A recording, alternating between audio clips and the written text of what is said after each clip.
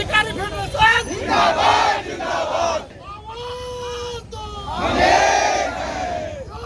आज अधिकारी कर्मचारियों का हड़ताल का 11वां दिन है और 2 सूत्रीय मांग को लेकर अधिकारी कर्मचारी संघ अभी भी हड़ताल पर अड़ा हुआ है। हालांकि जो शीर्ष नेता है अधिकारी कर्मचारी संघ के, मुख्यमंत्री से उनकी मुलाकात होने वाली है, लेकिन इसी बीच मुख्यमंत्री ने एक कड़ा निर्णय लिया है कि अगर 2 सितंबर तक जो हड़ताली है वो अगर वापस अपने काम पर नहीं लौटे तो उनके खिलाफ कार्रवाई की जाएगी।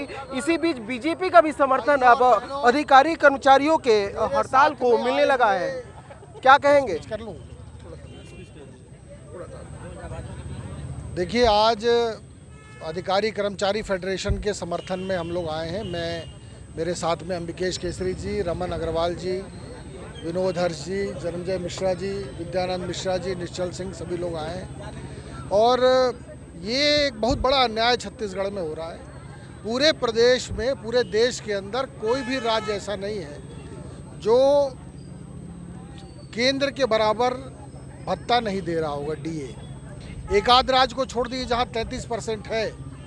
मेरे ख्याल से सबसे कम यदि कहीं पर भत्ता दिया जा रहा है तो छत्तीसगढ़ में दिया जा रहा है। ये पूरे देश से अलग है छत्तीसगढ़ क्या, और इसको देश से अलग करने का काम यदि कोई कर रहा है तो छत्तीसगढ़ का भ्रष्ट सरकार जो है, यहाँ का जो लबरा सरकार है, वो इसको अस्थिर करने का काम कर रहा है। मुख्यमंत्री ने चेतावनी दी है कि अगर 2 सितंबर तक अधिकारी कर्मचारी वापस काम पर नहीं लौटे तो कार्रवाई होगी। इस पर क्या कहेंगे? देखिए, कार्रवाई इसके लिए जिम्मेदार मुख्यमंत्री खुद है।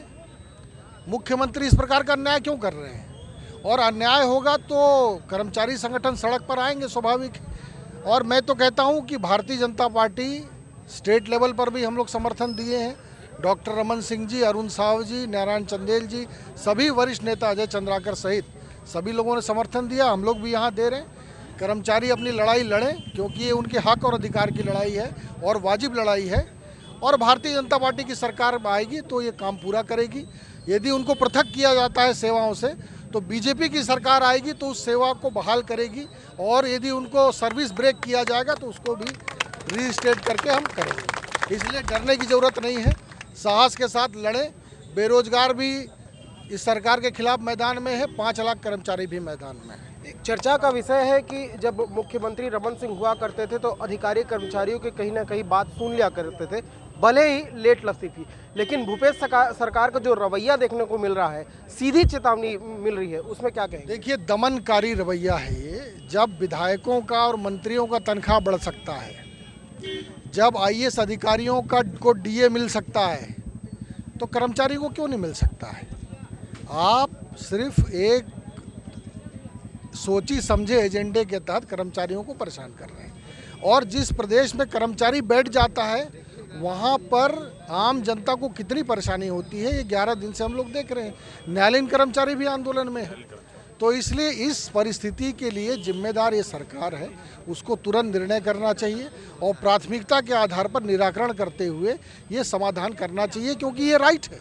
और यदि आप तुलना करते हैं दूसरे प्रदेशों से अपनी, तो आप तो सबसे फिसड्डी है।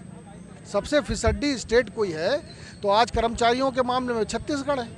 आप देखिए कि जो नई भर्तियां हो रही हैं उसमें 3 वर्ष तक उनको वेतन कटौती की जा रही है, एरियर्स में कटौती की जा रही है, पर्यवेक्षा अवधि में कटौती की जा रही है। इन रेगुलर कर्मचारियों को रेगुलर करने की बात कही थी, अब उनको बाहर निकाला जा रहा है। तो ये तो दमन चक्र चल रहा है छत्तीसगढ़ के अंदर।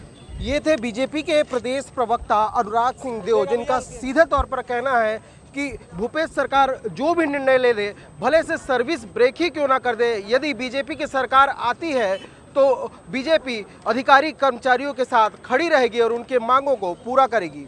सरगुजा से खबरी चौक के लिए सुमित सिंह। कर्मचारी अधिकारी